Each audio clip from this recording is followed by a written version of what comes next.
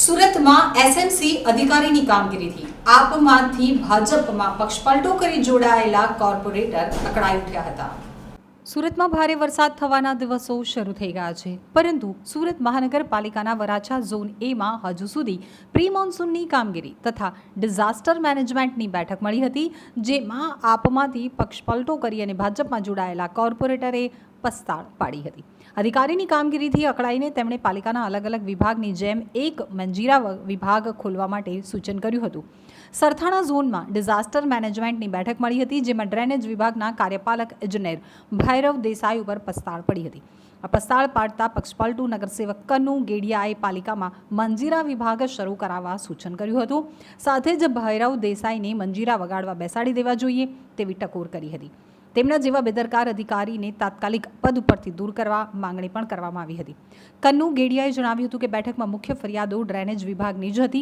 Ward number 2 અને 3માં વારંવાર drainage line ઉભરાવાની સમસ્યાને લઈ અને મુખ્ય રજૂઆતો હતી। અમારા વિસ્તારમાં ડ્રેનેજને લગતી કામગીરી મોટા પાયા પર અધૂરી છે, જોઈએ તે રીતે કામ થયા નથી, જેથી સામે ઉભેલા ચોમાસામાં લોકોને પડતી મુશ્કેલીઓ હલ થાય તે માટે કામગીરી કરવાની હોવા છતાં અધિકારીઓ કામ ન કરતા હોવાથી મેં આવા સૂચનો કર્યા હતા।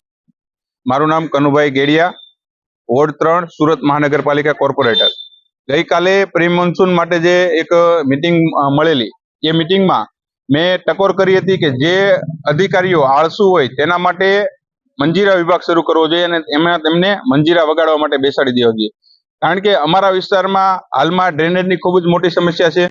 જે જૂના વિસ્તારો છે, નાના વરાછા, સરથાણા અને સીમાડા, ત્યાં જૂની ગટર લાઈન સાંકડી પડે છે। આ માટે થઈને ત્યાં નવી ગટર લાઈન નાખવા માટે અમે રજૂઆત કરીએ છીએ અને નવા વિસ્તારો ટીપી 85, ટીપી 58 અને કઠોદરા પાસોદરા વિસ્તારમાં નવી ગટર લાઈન નાખવા માટે અમે રજૂઆત કરી છે।